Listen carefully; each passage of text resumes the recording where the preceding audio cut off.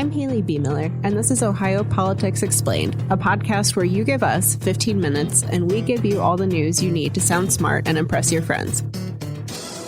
Welcome to another episode of Ohio Politics Explained, and happy lame duck season.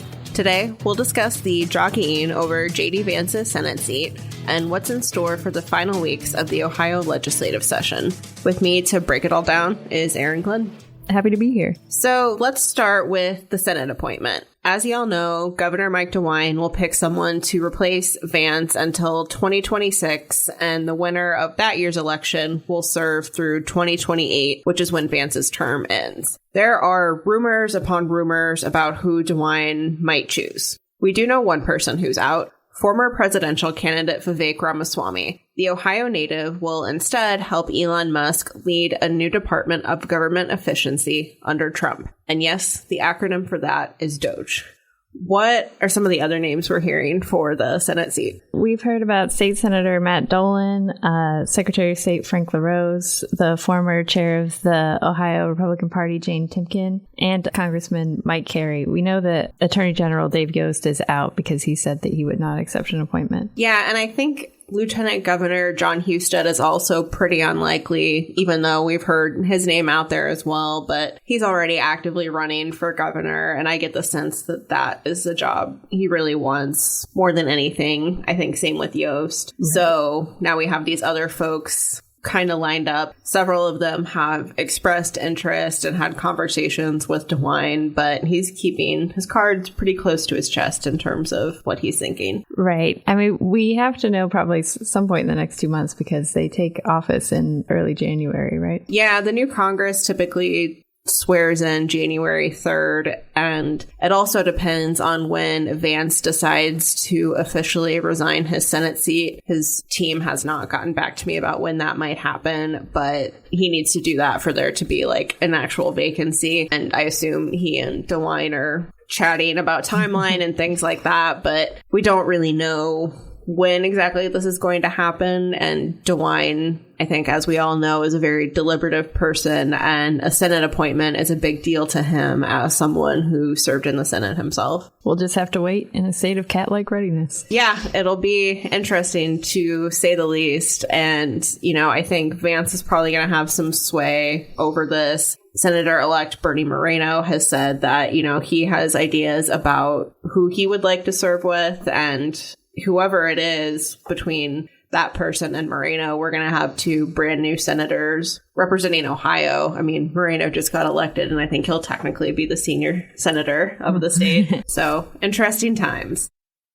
So on to the Ohio legislature now. After months away from the State House, they're back for the last chunk of their 2-year session, aka lame duck. The Senate kicked things off Wednesday by passing a bill to ban transgender students from using bathrooms that align with their gender identity. The vote went basically as expected. What did we hear from proponents and critics of the bill? Yeah, proponents, well, both people said that this was about safety, or both sides, I should say.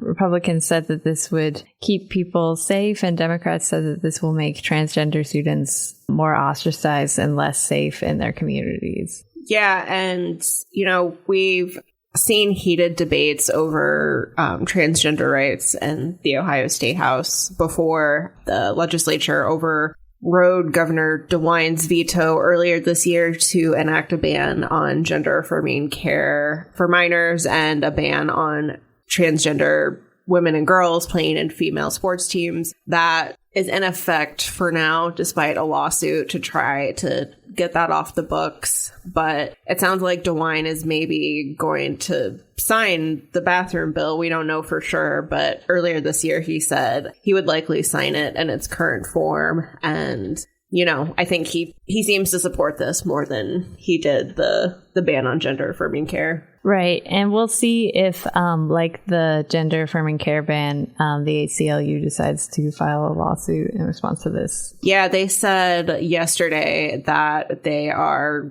closely considering their next steps. I would be shocked if we didn't see a lawsuit, and, senators on both sides of the aisle acknowledged as much when they voted. So there are a lot of questions about what else might pass before the end of the year. There's a new bill that would ban ballot drop boxes and require voters to prove citizenship to register, but it's unclear if that's a priority. We do know the House and Senate want to get something done on banning Delta 8 THC, if they can agree, at least. But there is that speaker vote looming over everything. Yep, that's next week. I expect Matt Huffman to toss his hat in the ring. Yeah, he'll be taking on Jason Stevens. It sounds like there's some talk that Representative Ron Ferguson might put his name out there as well. But I think Huffman is probably pretty well favored if I had to put my money on someone. There's been a lot of infighting among Republicans in the House since Stevens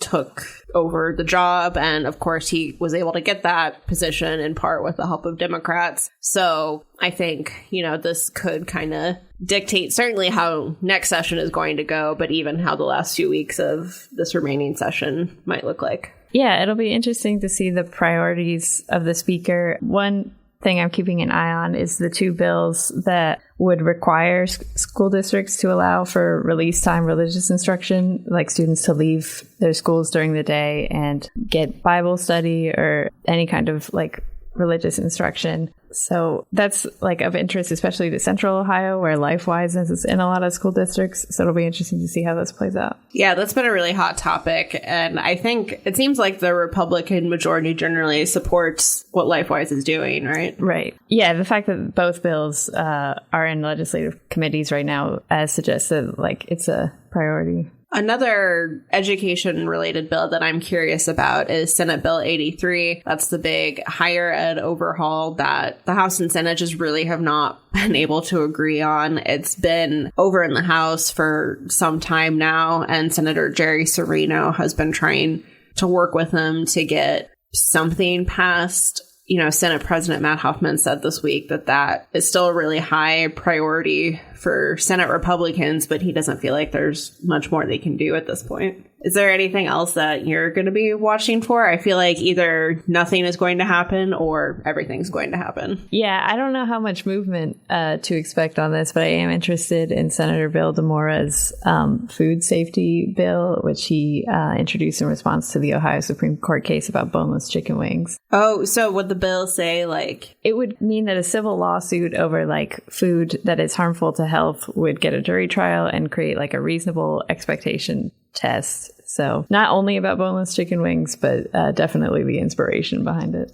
Interesting. Yeah, that was a big thing during the state Supreme Court races too. I think kind of in the same vein as the Delta 8 legislation, I'm curious if they're going to try to tuck any changes to the recreational marijuana program into there. There was a lot of talk about that at the beginning of the year, but now dispensaries are open, sales are underway, so it's possible that there's not as much of an appetite for that as there once was. But that's been another thing the House and Senate have struggled to agree on. I asked Rep. Bill Seitz about that this week, and he was like, that might be biting off more than we can chew. So they may just focus on Delta 8.